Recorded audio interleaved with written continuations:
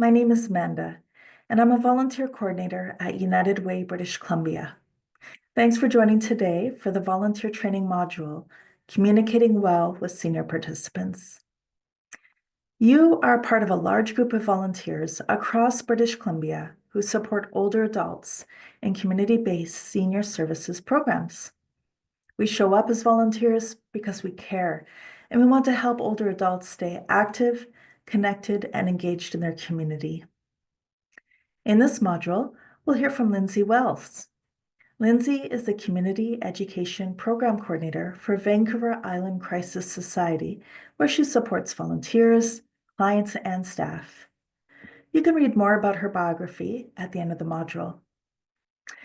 Also, at the end of the module, there is a short learning quiz, but don't worry, it's not a test, and no one will see your score. It's just a way for you to see how much you've learned from the module. Thank you for your time and commitment to uplift and support your community by volunteering with older adults. Let's dig in. Human beings are profoundly relational and flourish well in the presence of caring connections. 19% of older adults in Canada experience loneliness. They also face societal issues like ageism and the challenges of a changeable, fast-paced digital world. Volunteers who learn how to communicate well with senior participants can help rebuild connections and validate the person, not just as an older adult, but as a valued member of a community or society with a history and contributions, both past and present. Lindsay Wells. Hello, my name is Lindsay Wells and I'm the Community Education Program Coordinator at Vancouver Island Crisis Society. Today we're going to talk about some of the things that are important to be aware of when it comes to communicating with older adults. So what if I was to say to you that there are three important facets to communication that really need to be present in order for compassionate communication to occur. So what compassionate communication is we're trying to find out more about who this person is. In other words, we're interested in them. And in order to get that process happening, three things need to be in place. So if I were to ask you what those three things were, and somebody was to say, well, I think that we would need to be non-judgmental in our approach, I would tell you, you're right. The first thing that we want to be is non-judgmental in our approach to people and let them know we're listening, they're valued, we want to know what they have to say.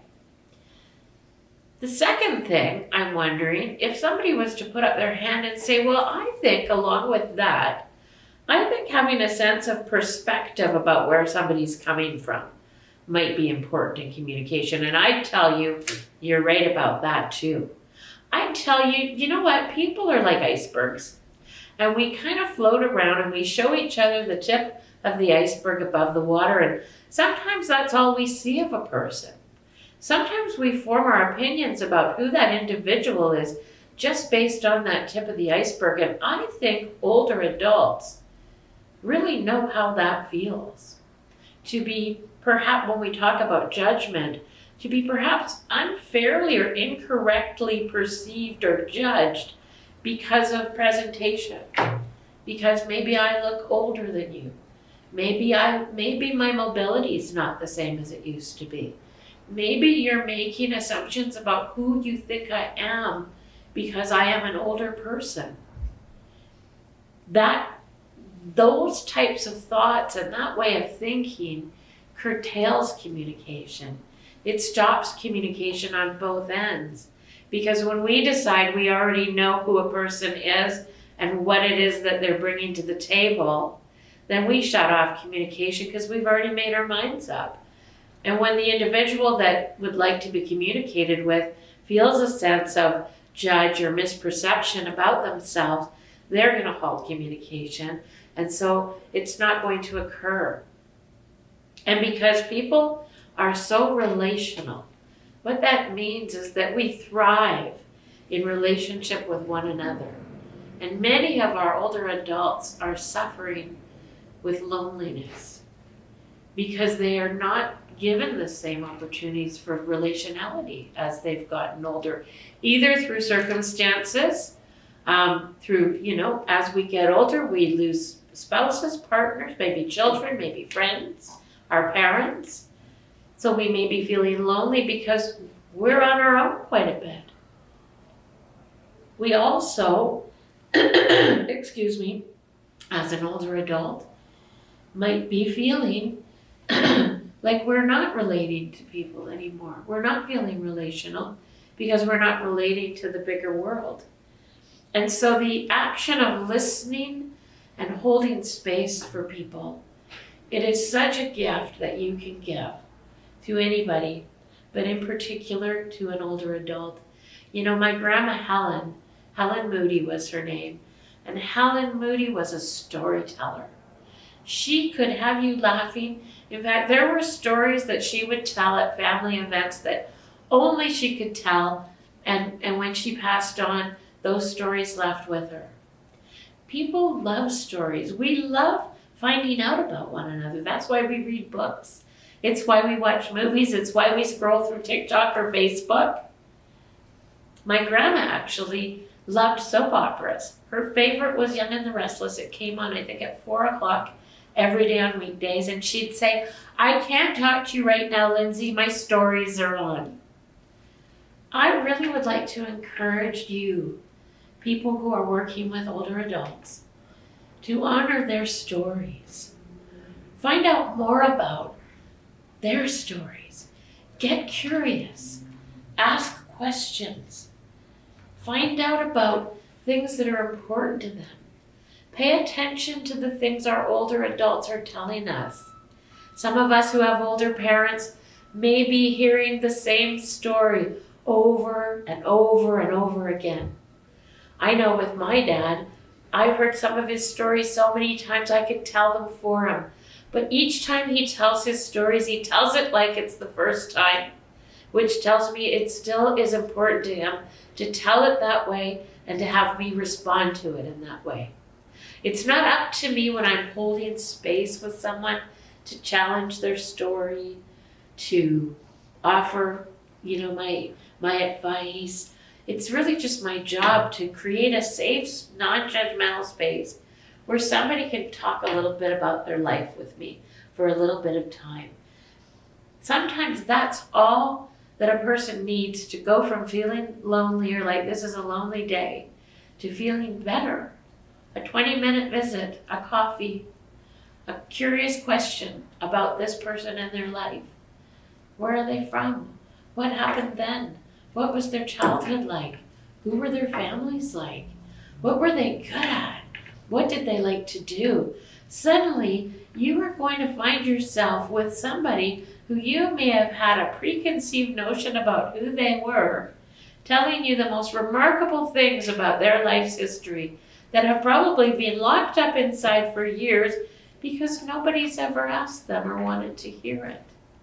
I think we all could benefit from becoming more curious about one another.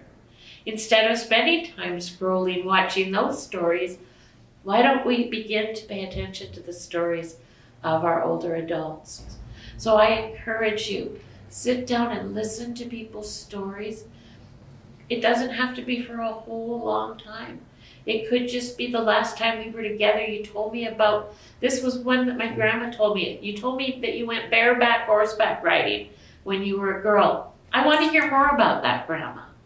I want to hear more about you and your life and they'll tell you, and they might want to reminisce about times that were happy, or my mom loves to reminisce about back in the 50s and Christmas, and just the world was different then. And it's okay to let them do that. It's so important, I think, to hold that kind of space. So remember that when it comes to communication, those three things, right? Non-judgment, compassion, perspective, and holding space. And the most important thing we can do for our older adults is to take the time to listen and be curious about them. They've lived fascinating lives. if they get just a half a chance to tell us a little bit about it. It's a gift that you're not only giving to them, you're going to give to yourself. I hope this was helpful. Thank you so much for listening. Thank you, Lindsay, for sharing the importance of 3 key considerations when communicating with older adults. 1, non-judgmental compassion. 2, perspective. 3, holding space or creating a welcoming environment for the seniors we work with. Here are a few practical reminders when communicating with older adults. Allow for extra time for communication. Don't appear rushed. Give your undivided attention to the person you're talking to. Reduce background noise. This is particularly important if the person you're speaking to has a hearing loss. Reduce visual distractions. When possible, talk face-to-face in order to reduce distraction and allow for lip reading if needed. Use plain language if communication appears to be a challenge. Thank you for joining us.